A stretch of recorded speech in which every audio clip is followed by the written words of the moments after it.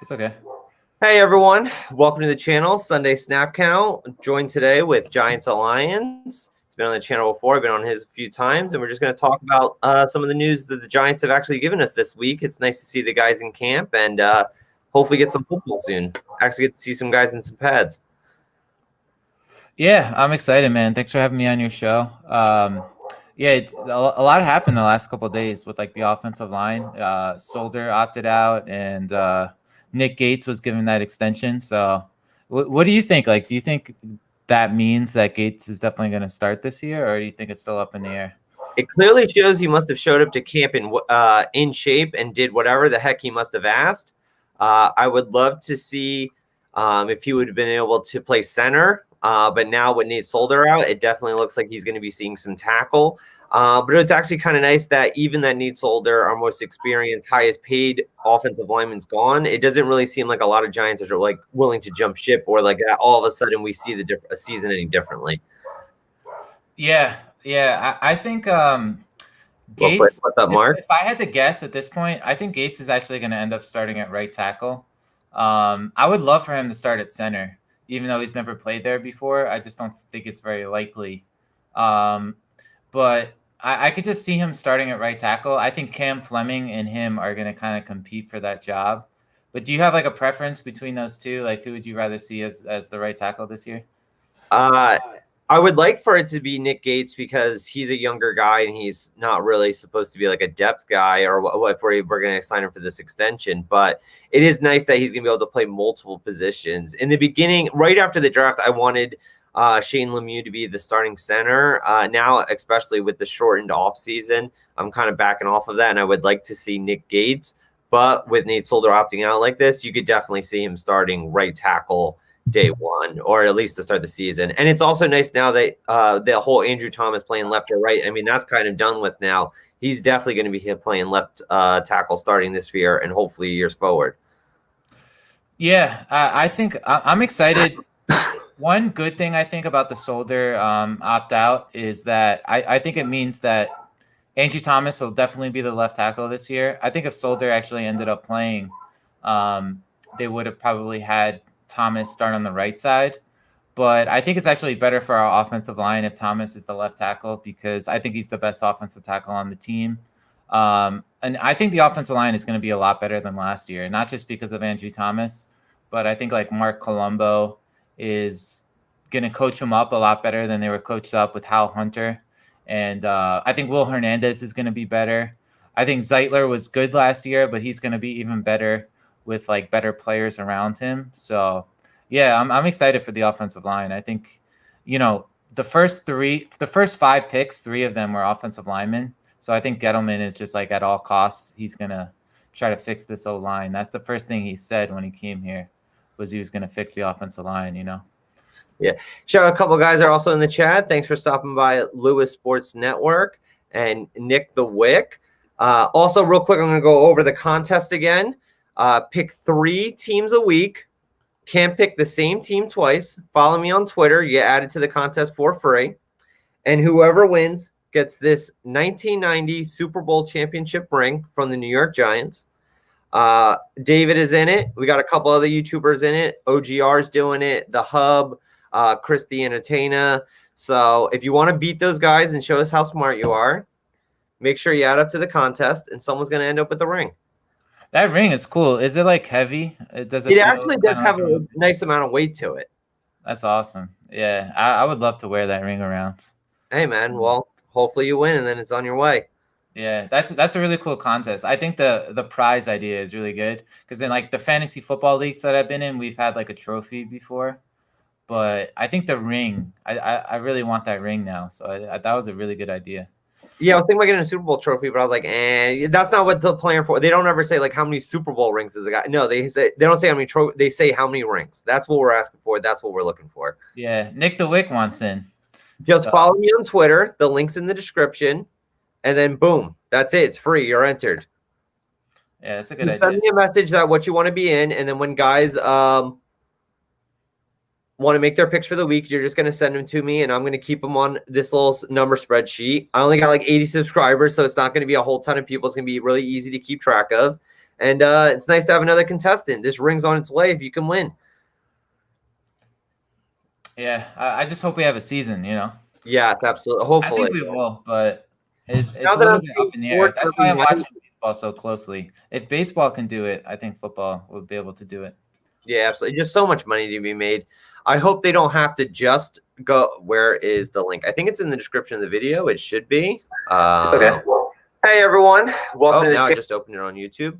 If not, I'll just put my Twitter in the count in a little bit, and you can add it from there. But it is actually. Did you watch Joe Judge's press conference? What did you think about it? I didn't watch the whole thing. I followed on Twitter. They're posting out basically what he was saying, like the general gist of it. And yeah, it seems like since there's no preseason games, I like that they're gonna have some like intra-squad scrimmages, and that's so important to a team like ours, where there's a lot of turnover this year. We have a brand new coaching staff.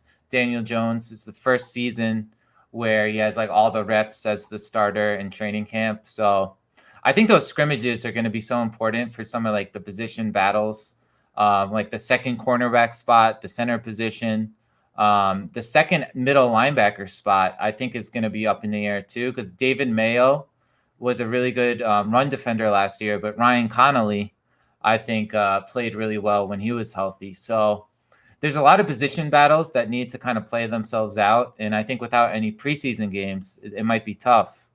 But yeah, that's what I got out of it the most, that they're going to scrimmage each other, and that Judge said that he plans to play all 16 games. So I think he's going to have his guys prepared. He's going to try to keep them healthy. I think that's a major emphasis, because like the healthiest team is going to win. And if like your entire offensive line goes out because they test positive for COVID, you're likely not going to win that game. So I think Judge has the right mindset going into the season, where he's trying to prepare for whatever comes, because it is going to be strange this year.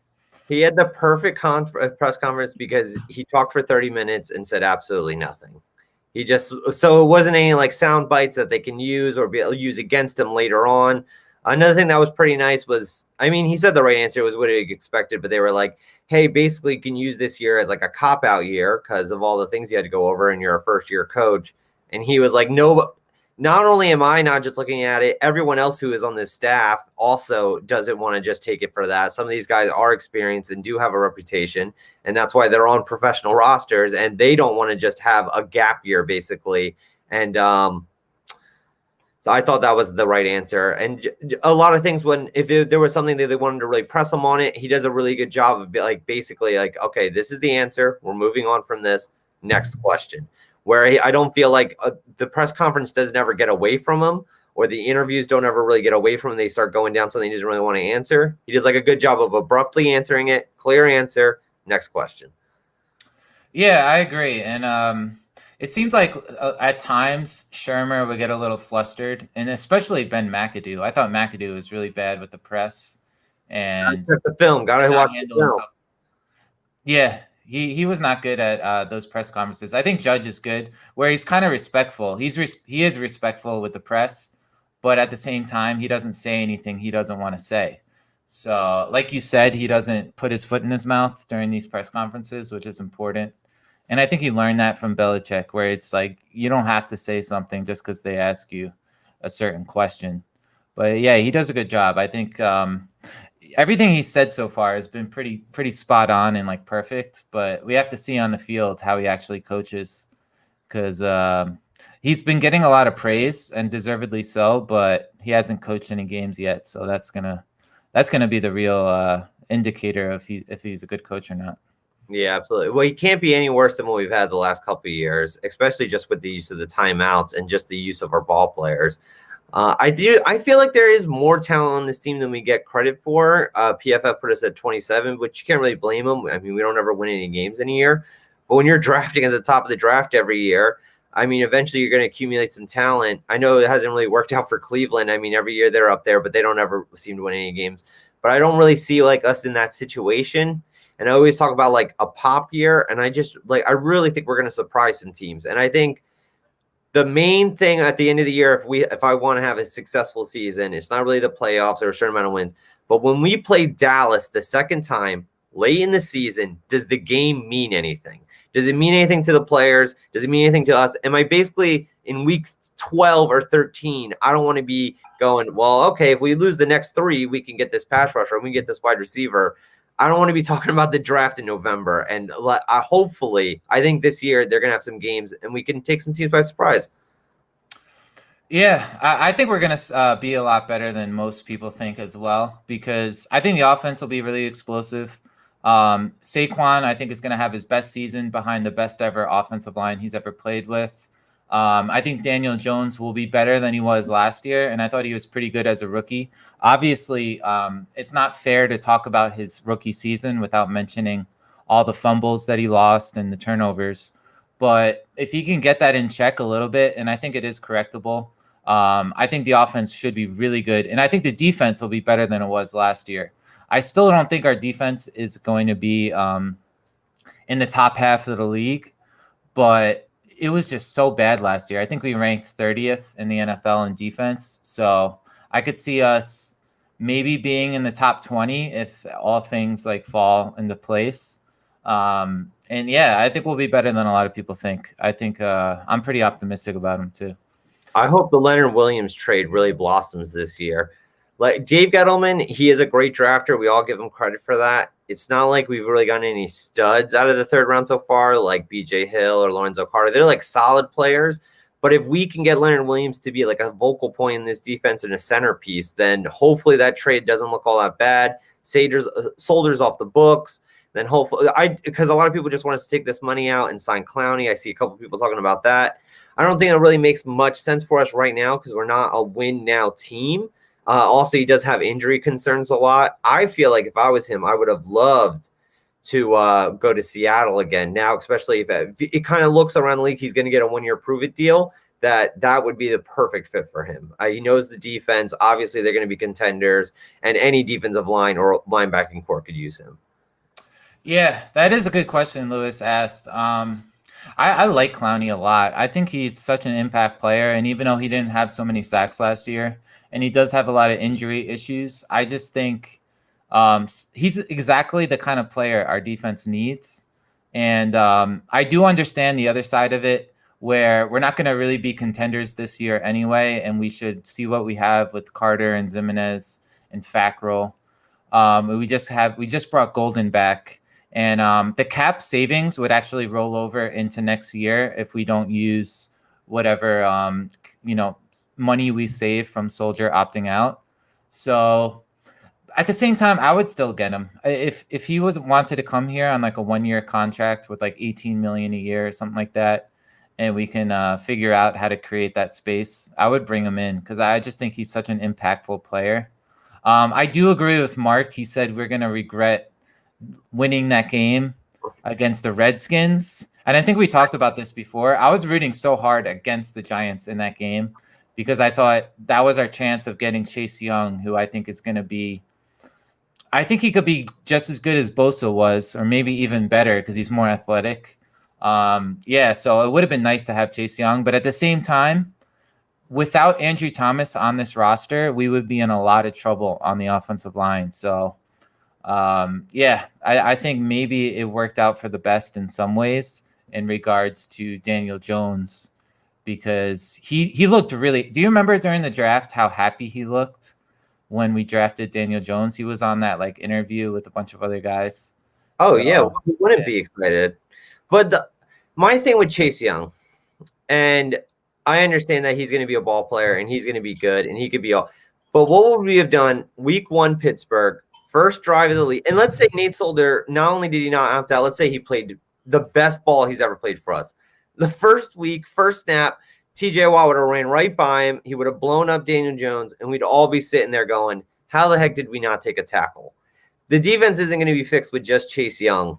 And I'm not saying the offensive line is just going to be fixed with Andrew Thomas, but especially if you're Dave Gettleman, you need Daniel Jones to hit. We needed a left tackle. Obviously, he would have been a great addition to the team, but we needed a left tackle, and we got the best one.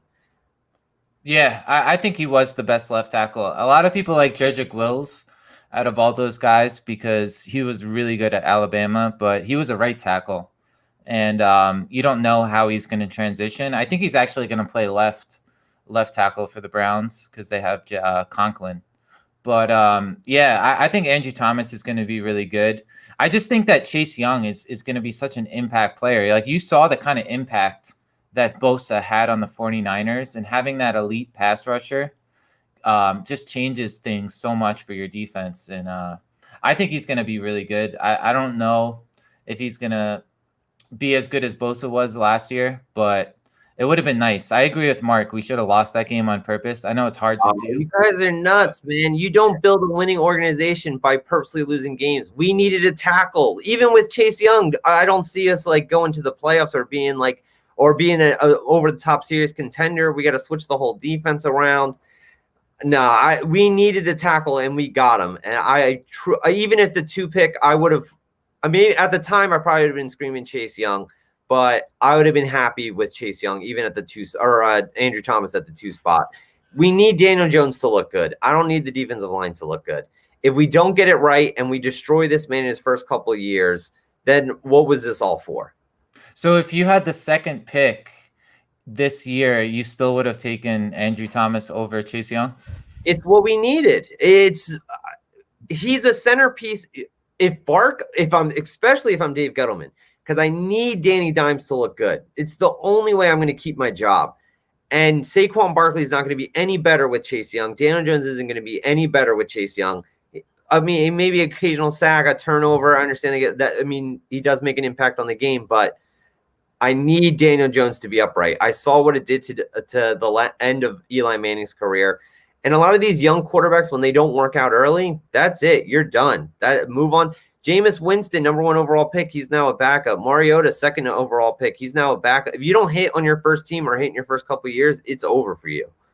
Yeah, I remember you made a really good point before about Andrew Luck, because Andrew Luck looked like he was a future Hall of Famer and he was, such a good quarterback. But they did not give him a good offensive line, and he just accumulated so many injuries, and he was beat up his whole career. He ended up retiring early because of his injuries. So I think it is important to Daniel Jones that we get the best offensive line that he can possibly have around him. So I'm happy we have Andrew Thomas, but at the same time, I do think Chase Young is going to be special. So I could think both things at the same time. So I am happy that we have Andrew Thomas, because it's gonna be such a big difference for him from last year, where Solder gave up over 50 pressures. And I know Jones, a lot of times it was his fault with the fumbles, but there were a lot of plays where he had no chance and he was just getting hit right away. And it's going to be a lot better for him this year. Well, and also the thing with Clowney and why I'm terrified of Clowney is, all right, let's say we sign him for a 1-year deal and it's decent money. He plays 16 games. He gets double-digit sacks. Now what do? We pay him $100 million? Well, now you're going to be stuck with him. You're not going to be able to trade him because he was on a 1-year deal. You're not going to get any comp pick or whatever you would get out of that. Like, you had a ball player and you made him leave, or you signed him to a big deal and now you're worried he's going to get hurt. So you're saying you wouldn't want Clowney because you don't think I'd be terrified of him because I feel like he'd do great. We'd pay him a ton of money, and then that's it. That's the best we see of Clowney. Yeah, I think Clowney, the reason he's not signed with a team is because he's holding out for that kind of like Joey Bosa type contract that I don't think any team is willing to give up for him. He hasn't really proven that he can stay healthy. He's not as consistent as Bosa, but he can be as impactful. Like, I know he doesn't get the sacks, but he can take over games. I think he's like that good of a defensive end. He would play outside linebacker for us, but yeah, I would like Clowney just for a 1-year deal just to see what he can do. But yeah, I don't think it's going to happen. It just doesn't seem like the kind of moves that Dave Gettleman is making at this point. He's being really smart with his money. He's signing a lot of guys to like short-term contracts. Like Bradbury was only 3 years. I think Martinez was 2 or 3 years. So yeah, it doesn't seem like he's trying to make that big splash in free agency. And I think that he's going to be smart about how he uses the money. I understand what you're trying to say, Mark. And then I understand that Chase Young was like a 99 prospect out of 100. But that's not what the Giants, we're building this thing from the ground up. We're not a piece away on defense. We got several play. We have so many rookies on defense and so many young pieces. We need them all to like mold and get better. I'm not saying Chase Young's not going to ball out. I'm not saying this kid can't be all that, but I'm saying I need Daniel Jones to do well. If Daniel Jones goes down, so does the entire ship.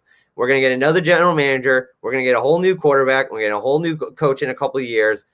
We're building this thing up through him. I need him and Saquon, who we all love, who we think is all great. Why not give him a little bit of help?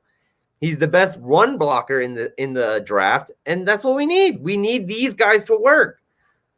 Yeah, I definitely agree with that argument, but there's no way I could pass up on Chase Young at number 2 if I'm the Giants. Like, our defense was so bad last year. He's the best player in the draft. Like, I know Joe Burrow was a Heisman Trophy guy and he's the quarterback, but everybody has to admit that Chase Young was the best player in college football last year out of the non-quarterbacks.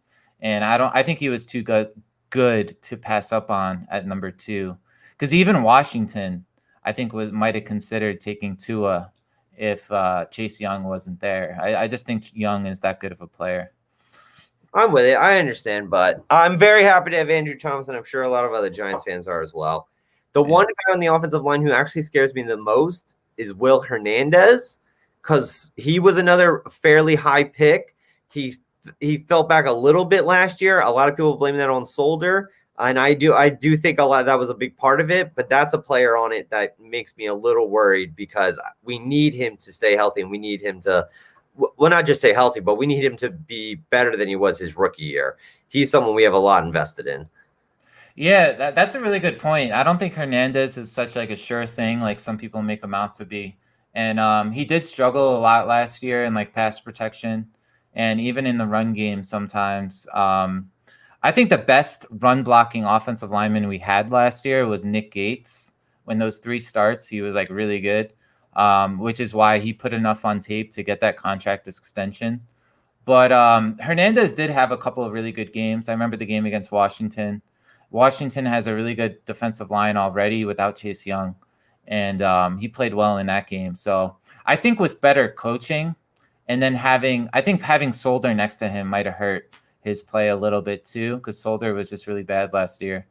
So I'm hoping with Andrew Thomas and Hernandez, you got 2 really strong run blockers. I think they can be good together. Do you think that's going to help him having Andrew Thomas instead of Solder next to him? I think not only will it help him, I think it's going to put a little bit of pressure on him because now you can't just go, hey, I'm next to Nate Solder. What do you want me to do? Because people, if there's some interior pressure, they're not just going to be just going directly to. He's going to have to show up this year, especially there's going to be a lot. I think a power run game is always successful. It always travels well. But I think with this shortened camp, with not a lot of practices, I don't think you're going to see as many like cutesy trick plays. I think you're going to see a lot of smash mouth football. And I think the Giants are designed to do that. That's what we want to do. And I'm excited to see it. Yeah, I think we're going to try to establish ourselves as like a run-first football team this year. And last year we were last in the NFL in turnover differential. I think we were tied with the Chargers. And it's not a coincidence that the Chargers were like 5-11. I think they were 5-11 last year. So, I think the team is going to try to be a run-first team and try to get out to early leads. To help our defense. And I don't know where I was going with that, but you know what I mean. Well, Joey Bosa's on the Chargers. He's the best defensive end. They still can't make the playoffs. I don't know. Just saying. And the Chiefs had one number 1 overall pick on that entire team. It was a left tackle. But I'm going to get off that subject for a little bit. Yeah. I think it's we should look at it like we got Andrew Thomas, and that's definitely a good thing for Jones and Barkley. Because Thomas was the best run blocking tackle in the entire NFL draft. I think it's going to help Barkley so much. And I don't think Solder, we always talk about how bad he was last year as a pass protector, but I don't think he was that much better in the run game as well. So I think Barkley's going to have much bigger holes. Do you remember that game against the Jets last year when I think he had like 1 yard rushing? Yeah, so on like 6 he had like 5 yards, 10 carries or something. It was bad. Yeah, so I think Barkley's going to have a lot more room this year. How do I feel But about James Bradbury? I loved the move. I don't know. How did you feel about it? yeah, I actually looked up a really interesting stat this morning. 21% of his snaps during his career have gone against Mike Evans, Julio Jones, and Mike Thomas, like those three awesome receivers in the NFC South. So whenever you look at his statistics, and like some people say, oh, he's not a lockdown corner, he's not really a number one corner. But think about the competition he's gone up against. Like he is he really held his own against those really good receivers. And remember last year, the game that you went to when Mike Evans just burned Janoris Jenkins for the entire game. 3 touchdowns. I don't think Bradbury. That's not going to happen against Bradbury. Like it's going to be a major upgrade from Jenkins last year, I think. And yeah, I think it was a good signing. It was a very underrated signing. We didn't give him as much money as I would have thought. It's only a 3-year contract, so I think it's actually a pretty team-friendly deal as well. So I'm really happy with that signing. I'm just worried about the other cornerback opposite Bradbury because I don't know who that's going to be. I thought when it first came out, I was actually surprised with how cheap we got him and how only on a 3-year deal. And you see the money that like Byron Jones got for 5 years. When you watch them on the field, I don't see Byron Jones as that much. I guess he plays for the Cowboys. You get a little bit of that rub when you play on Monday Night Football 5 times a year. But I love the deal, and especially now with the unfortunate DeAndre Baker situation, absolutely needed that now. So that's. I mean, it's a breath of fresh air. Also, he's worked with Gettleman before. He knows what Gettleman's about. Gettleman drafted him, and I just think it's a big enough of a splash signing so our guys in the locker room can kind of walk around and go, okay, we expect to win some games this year. They really think they're putting some talent out here. They're putting their money where their mouth is. Yeah, I wouldn't have minded even a longer deal for Bradbury. I thought that was a great deal. Yeah, that I thought it was a really team-friendly deal. And if you actually look at the games he played, like I said, he played against such good competition, but he always matches up with the number one receiver on the other team. Like I don't think Jenkins did that, and he definitely didn't follow guys into the slot. Because if you remember last year, Ballantyne was our slot corner for a couple of games, and he did not do well. And the Bears had Mitch Trubisky picking on us because Allen Robinson was playing in the slot and Ballantyne couldn't keep up with him. And he ended up throwing for over 300 yards. And Trubisky's not a good quarterback. He should not be throwing for over 300 yards on our defense. So I think having a guy that always follows the number one receiver, even if it's in the slot, is going to make a big difference to our defense because he definitely holds his own. Like he doesn't shut down. I don't consider him like a shutdown cornerback. I think there's only like a couple of those guys in the NFL, like a Stephon Gilmore or something like that. But he's definitely close. Like he's definitely in that top tier of corners. But after the Gilmore tier, where he's at the very top.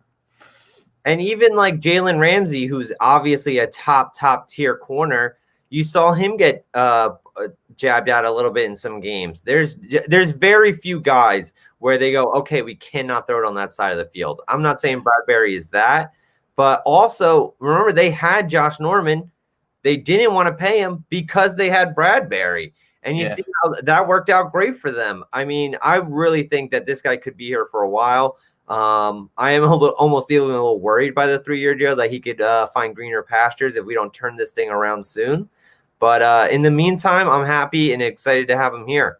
I am a little upset he took Julian Love's number, but that's because I love Julian Love. Oh, I didn't realize that. Yeah. I saw yesterday Matt Pert at training camp, and he looks actually a lot bigger. I noticed he looks like he's filled out a little bit because he's like a skinny 320 pounds, if you know what I mean. But he looks like he filled out, and he's wearing number 74, which brought back some bad memories. I thought it's like bad juju because of Eric Flowers. But yeah, I don't think Pert's going to end up playing this year. I think he's more of a developmental guy. But I am happy that with the pick because I think he's going to be the right tackle of the future, you know. I think we'll get him on the field a little bit, especially towards the end of the year, just to see what we got. I don't think they're going to put him in like big pressure scenarios or he'll start games towards the end. But guys get beat up. I like the idea of having a rotation on offensive line or defensive line. I wouldn't mind letting him see some snaps. And then if he's not all that great, I mean, he's a developmental piece. You throw him back on the bench, or if he can play, that's a little pleasant surprise. And then we have our right tackle, and we know going into the draft what we got. Yeah, I could see them using him as like an extra tackle and like on the goal line or something because he's a pretty good run blocker. And at Connecticut, he actually has experience playing left tackle as well. And I think this last year he played right tackle, but he's sort of like a swing tackle as well because he has experience playing both. And yeah, Cam Fleming obviously has experience playing both as well. So, but I like our depth on the offensive line. But I mean, obviously, like Cam Fleming's not going to be a long-term solution. So it's nice to know that we're already thinking about the future and replacing these guys. And I'm not a bad guy to learn from, especially if you're going to try and make your career as a swing tackle in the NFL. Yeah, and I think Mark Colombo, since he was an offensive tackle himself, and he has like a kind of like a similar body type to Matt Pert, I think he's going to do a good job, like coaching him up. And Colombo did a really good job in Dallas, so I'm excited about that coaching hire. I thought that was one of the bigger parts that got Jason Garrett the job. I thought the fact that they kind of went in there and was like, okay, we can't get this offensive line right. If we want to keep our jobs here, we got to get the offensive line right. We got to get this guy in. I think obviously the Jason Garrett connection with New York, it made the most sense. He's won a ton of games. I mean, I know he hasn't won the big one, or a lot of people think they've underachieved there because they do have a ton of talent. But it's not like these guys have been tanking the last couple of years, and the vocal point of the offense has always been the offensive line. Yeah, yeah. I made a video before. I didn't publish it or anything. I was going to edit it still, and I wanted to ask your opinion about something. So middle linebacker, we all know Blake Martinez is going to start at one spot. But in a 3-4, would you rather put David Mayo or Ryan Connolly next to him? Like, who do you think's going to win that position? It really depends on how Conley's knee's feeling. Ideally, I would like to go forward with Conley. He played well in the very short amount of time. I think the turnover numbers kind of make him a little bit more gaudy to other people than he really is. Because, I mean, he played like 4 games that had 2 turnovers. I mean, I don't expect this guy to be like a 10-pick guy or anything like that. But he did show some promise. He is a young guy. But in the beginning of the year, if Mayo started, I would not be worried about Conley because especially coming off of the injury. But I think we'll see David Mayo I think they'll split snaps. Well, I don't know. It really depends on the knee. But if he's healthy, he'll start. If not, I think him and Mayo will platoon. Yeah, I could see that. I think Mayo is a lot slower than I think Connolly has that athleticism that we need in the middle. Absolutely. But yeah, like you said, he's coming off a torn ACL, so I hope he's 100% healthy because he was really good in those games that he played last year. So yeah, if you could only if between Leonard Williams, Lorenzo Carter, or BJ Hill, if I told you one of them is going to hit this year, which one would you want it to be? So it's Lorenzo Carter, Leonard Williams. Oh, that's a good one. Or BJ Hill. Even though I think the most likely of those guys is Leonard Williams, but I'd rather see Lorenzo Carter because we need edge help. I think Tomlinson and Lawrence are so good on the inside, and I think they're good enough even in the pass rush to provide a little bit of a push.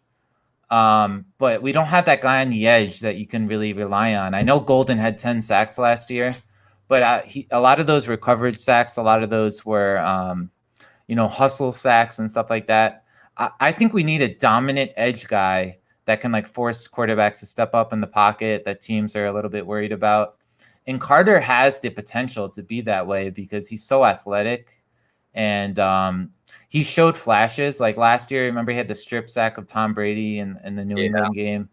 So I would love if he really broke out this year. I just don't see it. I'm not going to predict that because he's been so like inconsistent his first 2 seasons. But yeah, I would love if he did that. Also, Kurt needed the preseason games. I mean, a lot of these young guys could have absolutely used them, but I mean, do you think you're going to have 2 preseason games going? All right, let's say ideally, perfect world, next summer we're not dealing with this anymore, and we're expecting a full-on normal football season next year. Do you expect 4 preseason games too, or do you think they're done with the preseason now? Oh, that's a good question. I actually think they're gonna try to cut the preseason because I think the players don't want to play it. Like the players, they it's hard to say, but the teams make so much money, especially with the season ticket holders. So they don't want to give up the preseason games. If they did, they would want to increase the amount of regular season games, which I don't think the players want. So yeah, I think they're going to go to 2 preseason games next year, if I had to guess, and things were like a little bit closer to normal with the virus and everything.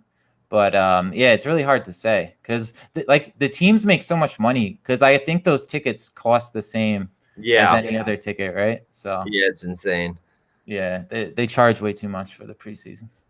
Hey man, free money. If we were to add a 17th week, I don't think we need it. I think obviously football's in a great place. I mean, if it's broke, don't fix it. But yeah. I like the idea is if we added a 17th week that each team plays eight home, 8 away, and I would like the addition that every team has to play one neutral location site game like they do in college.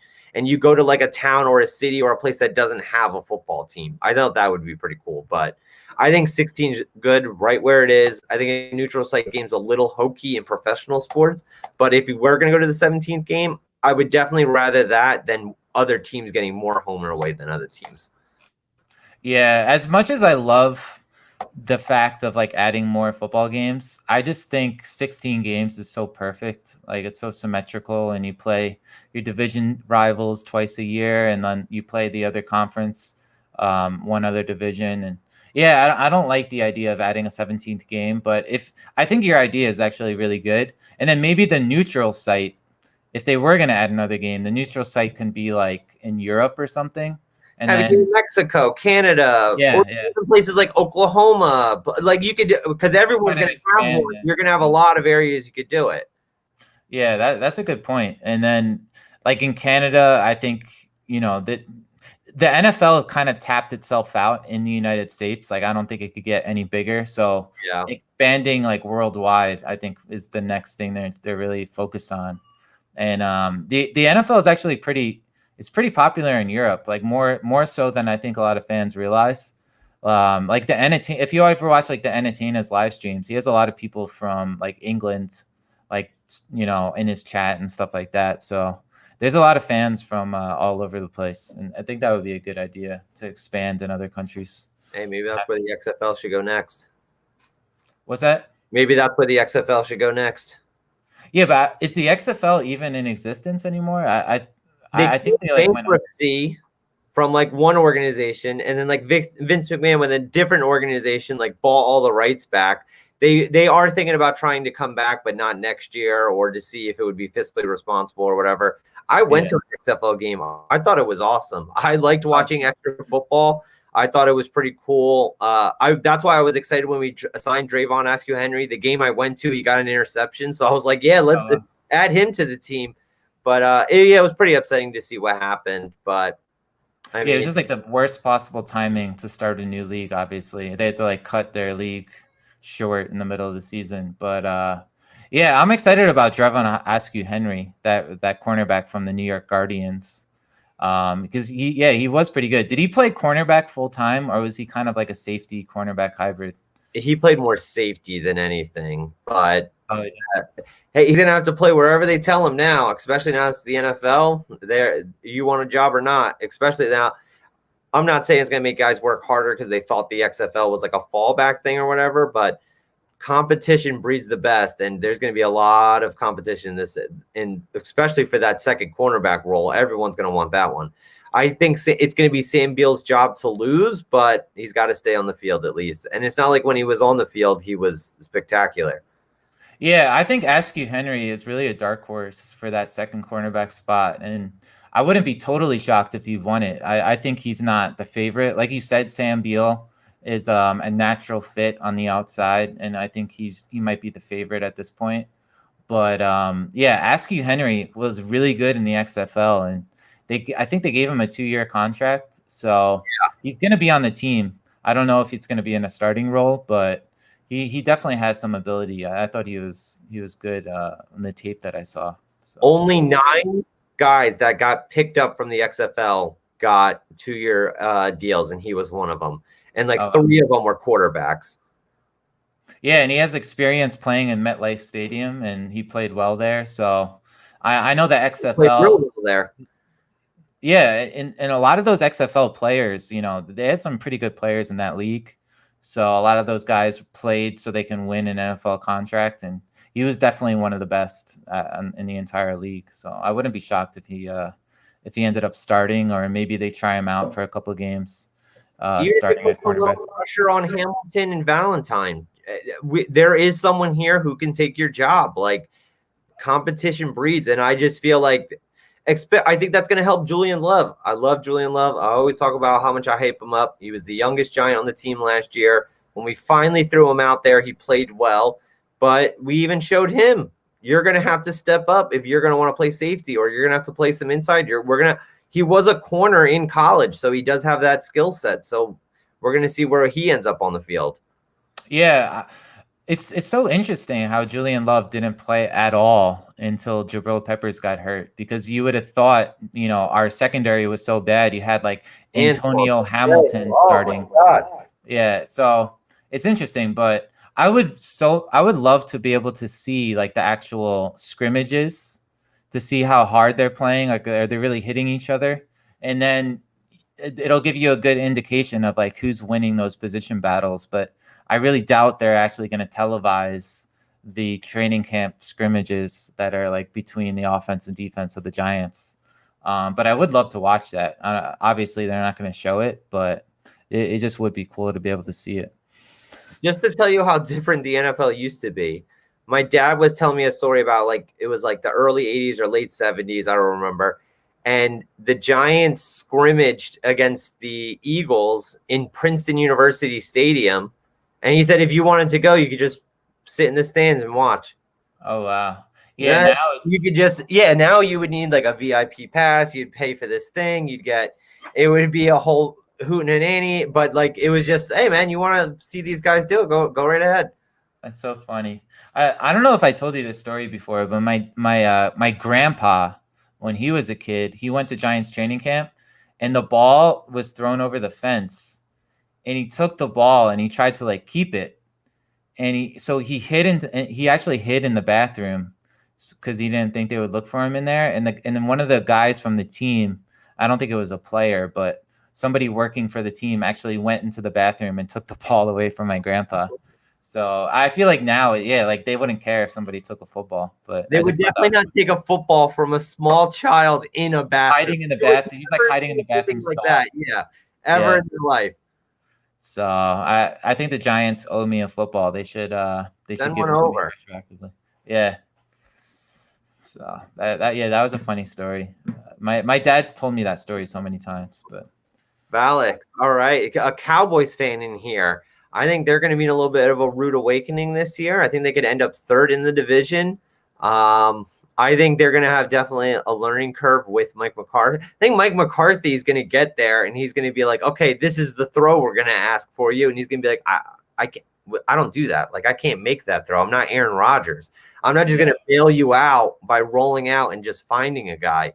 I don't think McCarthy's a good coach. I think Rodgers. Brett Favre and Aaron Rodgers. Yeah. And like a lot of the offense of Green Bay, even when they were really good, was just Rodgers improvising. And their defense, I mean, their offense was always kind of vanilla, where they would have like 11 personnel. And that's what McAdoo brought over to the Giants, where they would always be in 11 personnel. And they'd run a lot of slants and the West Coast style offense. But I don't think it's going to work well with Dallas. At the same time, they do have the same offensive coordinator as last year. So it's hard to really say how much influence he's going to have. But people act like McCarthy is like a Super Bowl winning coach, which he is. But at the same time, I don't really like that hire, because if you really think about it, he should have won multiple Super Bowls with Aaron Rodgers in his prime. And they had such good teams. They had such a good offense for a couple of years, but he only won one Super Bowl. So, I don't like that hire that much. And I always hear Green Bay, they can't get big free agent signings, and I think that's fair. but it's not like they really don't draft all that well. They always do have talent on the field. It's not like he's had nothing to work with, but I'll tell you this: I'd be more happy to be a Cowboys fan than a Giants fan going into this season. They definitely are loaded. They've got Jalen Smith, Van Der Esch. How many guys on the Giants could actually legitimately start on the Cowboys? Yeah, I think we do have an advantage in the secondary. I don't think the Cowboys secondary is that great, but you're right. They have a much more talented roster at this point, and they draft really well. Like Jalen Smith was a second-round pick, and a lot of people counted him out because he had injuries in college. But he's a really good middle linebacker, and their defense, they have DeMarcus Lawrence, who I think is the biggest difference maker between the two teams, where he's a dominant pass rusher, and we don't have anyone close to being as good as he is. So I hope Aldon Smith doesn't work out for them. That one would stink. The guy's been out of the league for the last like 4 years. If they somehow stepped in shit on him, I'd be a little upset. Yeah, they always take chances with those guys that have like off the field issues and stuff. And if you remember, he was one of those guys in the 2011 playoff game with Eli. Yeah, Eli had that really good game against San Francisco, and Aldon Smith was all over Eli in that game. So he was really good that year. I don't know if he's going to be good this year, but yeah, that would be bad for us if he was good. I don't know if it was his first 3 or 2 or even 4, whatever amount, but the beginning of his, I'll just say 3 years, he had more sacks than J.J. Watt, who was in the same draft. I mean, this guy looked like he was going to be all that, and then clearly he was like a first-team All-Pro. Like 2011. That defense of San Francisco was so good. They had Justin Smith, Patrick Willis, Navarro Bowman. They were just stacked on defense that year. But Eli still found a way to win. Danny Dimes, I expect him to have a big year. I think that's going to be – I think hopefully Andrew Thomas and Saquon Barkley being healthy. I think he was kind of a little bit handcuffed last year, especially that even if everyone wants to say Pat Shurmur is a great offensive coordinator, he had such terrible coaching around him last year. He never had any of his weapons. He had a terrible offensive line. And he throws for basically 30 touchdowns, and we all go, I don't know, maybe the kid can play. He could be okay. He's no Kyle Murray, and I just don't understand why people just can't admit, okay, maybe he was worth the sixth overall pick. Maybe this guy does look that much better than Dwayne Haskins. I think maybe because of a little bit of the all shucks attitude, and it's not like we won a ton of games with him last year, but I think it's just more people don't want to eat crow about being completely wrong about Daniel Jones, me being one of them. Yeah. Did you get a chance to see the video by Brett Coleman where he like analyzed Daniel Jones rookie season? And he brought up some interesting points. I don't necessarily agree with everything he said, but Jones is definitely the kind of quarterback that he's fearless in that he doesn't care too much about the pressure that's going on around him, which is good and bad. Because if you look at his numbers when he was under pressure, like his throws under pressure were actually really impressive. But obviously he needs better awareness because of the fumbling. And a lot of his sacks, I think, could have been avoided if he had a little bit better awareness around him. But yeah, I think he's going to be much better this year. Did you see the video of him walking into camp with his stuff in a garbage bag? Yeah, I saw that. Why do they use garbage bags? Maybe it's just easier. I don't know. How can somebody in the building not stop that man and hand him a gym bag? That's our franchise, man. I know you're getting paid. Like, get a suitcase or something. I see players do that all the time, though. Maybe it's you know what it could be is they get the swag bag day one. Yeah, maybe he doesn't have it. They're expecting to show up to like gloves, shorts, t-shirts, a bag to put it all in, and they're like, "Well, if I have this bag, what am I going to do with this?" Yeah, I did notice that actually, but he definitely looks bigger too. I thought he looked like more. He looks like he added. It's noticeable. He added like muscle this offseason, so I think that's going to help him a lot. Peace out, TJ. Thanks for checking out the chat. Go Mets. I'm actually a Yankee fan myself, but if you're going to watch the game, I hope they're not playing Boston anymore anyway. Do you know who the Mets are playing tonight? I think that were they playing the Braves or that series is over? I'm not sure. Are the Mets playing the Red Sox? I'm like the Yankees are playing them tonight. Like I know that. Yeah, I know the Mets are struggling. Like they had supposed to start up again soon, so that's encouraging. What is the Phillies, they're going to start playing again. Oh, that's good. Yeah, because I know they played the Like this Marlins. whole thing could have snowballed real quickly. I was getting nervous. Yeah, I hope they're okay because the Yankees play the Phillies tomorrow, or they're supposed to. I Yeah. actually think the game tomorrow is postponed, so they're giving it like an extra day before they play the Yankees. I'm not 100% about that. But they are scheduled to play again, which is exciting. Yeah, yeah, because I hope they actually play this full season because yeah, that would stink if they had to like stop in the middle. I think. Uh, do you think they could have done a bubble? Like, obviously they can't do it now, but do you think that's what they should have done? Because I think the NBA was just so smart, and I know it's easier to do what the NBA is doing with less players and like you know you have less courts, And but teams, they didn't even invite everyone. yeah, not everyone even is in the NBA playoffs or this like regular season anymore. So I do think they should have like considered using a bubble because I think that is like the only safe way to really handle it. And I know think the NFL is not doing it, but I wish the NFL was doing it. I mean, it ain't my life. I'm not the one telling I know it's not fair for me to be like, yeah, go live in a hotel for 8 months and don't see your family. You make a lot of money, yada yada yada. yeah. But I mean, obviously, just because the NBA is going on so smoothly, I would have loved to see a bubble. I think the baseball was never going to have a chance for a bubble strictly off the fact that they already started the negotiations on such a bad foot. They were so behind the eight ball. It was so clashing heads to where, like, if you also wanted to add that into it, I just don't think it would have ever came together. Yeah, it's a lot more complicated with football because you have so many more players, and then finding the fields and like the facilities and stuff would have been difficult in a bubble. But the way the NBA is doing it is so smart. And then like if a player does go outside the bubble, like you heard about Lou Williams on the Yeah. Clippers, yeah, like they're definitely gonna punish those guys because you know the one player could really mess it up for like his whole team if he ends up not going outside the bubble.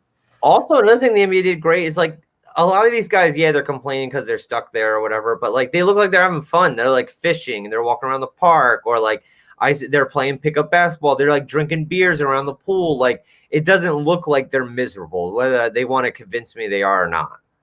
Well, in the NBA, they were fishing and stuff. Oh, I didn't realize that. Yeah, Oh I my mean God. they're Ben in like Disney Simmons World, right? catches fish.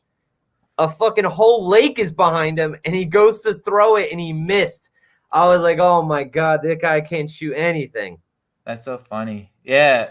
I mean, they're in Disney World, so I think they're probably staying at one of those like nice hotels, those Disney hotels or whatever. So I'm sure they're it's Also, not they're like just finishing it they're up. They available. didn't have to do all 82 games there. They're kind of just like knocking it. And then when it's a playoff team's gone, one less team to worry about the bubble. Yeah, and I think they're gonna actually let like members of the family come into the bubble once like certain teams get eliminated and stuff like that. And yeah, it doesn't seem that different to me when I watch the games on TV. I know it's a little bit different with no fans, but I mean the quality of the games is still good in my opinion. So Tough as it yeah, could be, because like if you have like a young, like you're a parent, like you have like a young kid, and you're walking around Disney World every day, and you're like, yeah, we can't do any of the stuff though. yeah, it's I'm just excited sports are back. Like I didn't get to watch. Did you watch the Rangers yesterday? I remember you said you. Yeah, 30 seconds in, they're losing. I'm like, okay, great. Well, what a start to the season. Yeah, I forgot the game was on so early, so I didn't watch it. But yeah, it's kind of cool that the Rangers are in it because they really shouldn't be. They weren't even like in a top 8 seed. But it's cool to have sports back. I thought the Seattle Kraken looked pretty cool. I'm not a big hockey guy, but I watched like the reveal video. I thought like the jersey looked pretty cool because they kind of match the Seahawks a little bit because they're like eccentric. The Kraken makes sense for the Northwest. It's like a fisherman town or whatever. I thought for a reveal, that was about as good as you could do it for a franchise. I was surprised, especially in a time like this, the NHL was like, yeah, let's add another team. Yeah, that it is cool that Seattle has a team though, because I feel bad they lost the Supersonics like right after they drafted Durant and Westbrook, and then they move away. So yeah, Seattle deserves it because that was really a shame that they lost their basketball team. Their crowds are the only thing that does help them is like when Oklahoma City's good, and they usually are because they've had stars their entire existence. Their crowds are really exciting. Like they're good. it's Yeah. nice to watch. Even college football is the best, but like when a crowd is really into it, like it adds to it. Yeah. I Hockey is actually one of the best sports to go to in person.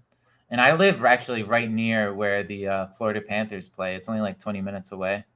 But when my kid gets a little older, I want to go to those games because hockey is a lot of fun to watch in person. Like, My I don't dad think took me anything to about the it. Mark Messier guarantee game, and I was like so young, I barely remember it. Oh, you were at that game Yeah, at the Stanley Cup? Was it was it the Stanley Cup or was that like in the playoffs? That I guarantee think they had to beat the. No, it had to be. against Maybe the it wasn't. Devils. I'm pretty sure it was that game. He was telling me about. I was like, I was. They had to beat the Devils to get into the cup or something. I'm pretty sure it was Yeah, definitely a playoff game. They gave me like a T-shirt or whatever. That's like the thing I remember is like I left with a T-shirt as a souvenir or whatever. But yeah. like years later, he was like, "Yeah, you know, it was like a really good game to go to," and I was like, "Yeah, I don't remember any of this."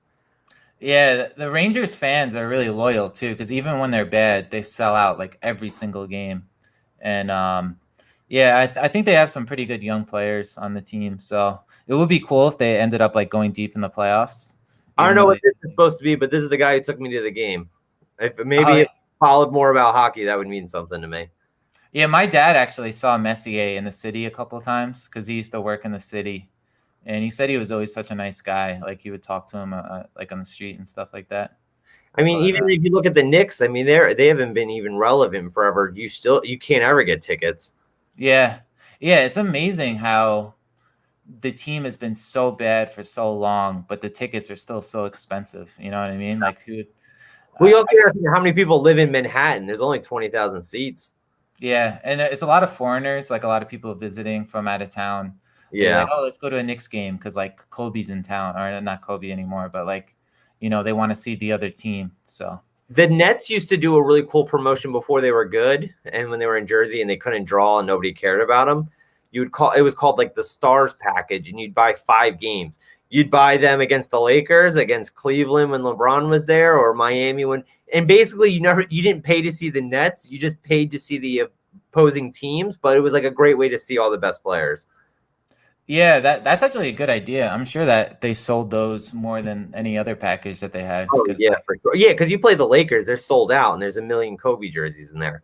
yeah, and the Nets were actually really good though in like the early 2000s when they had Jason Kidd and Kenyon Martin and Richard Jefferson. Those were like fun teams actually. Like they were always like really exciting to watch. But did they sell out those games in New Jersey when they were actually When good? they played like LeBron and Kobe, and they always threw you like a garbage one, like Dwight. Like, nobody wants to care about Dwight, but it's part of the package or whatever. But you play LeBron or Kobe, like they sell out. But they wouldn't sell out if it wasn't Oh, they play like the Hawks, like there's like you and the Towboy. oh wow. Like, ain't Yeah. nobody going. They're like $8. So Right? what I how mean, do you obviously with the brand new arena and the superstars, I mean, it's very different. But they were, I mean, they could even when they were decent, people didn't care.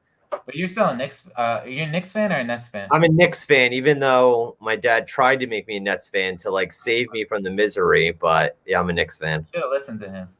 I Should have. think We'd yeah, have KD, Kyrie. I'd be ready. yeah, the Nets might be really good next year if Durant is back to his old self. When Um we missed out on Durant, I was a little bit upset. But when we missed out on Zion, that one crushed me, man. I uh, wanted like our guy. We drafted him day one, superstar.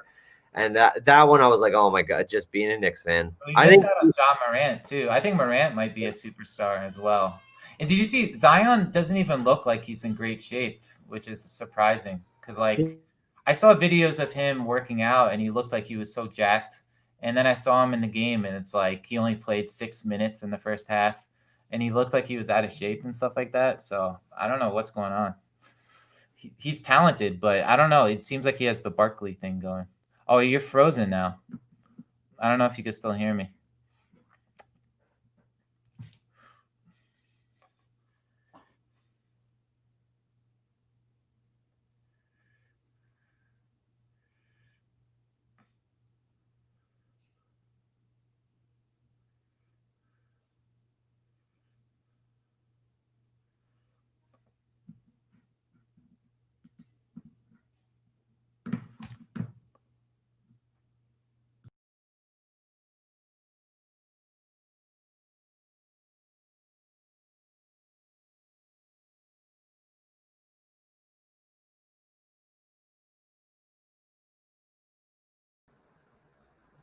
All right, guys, for whoever is still with us, having some technical difficulties now, but it's about 1:30. It's going to be a good time to end the stream, I guess.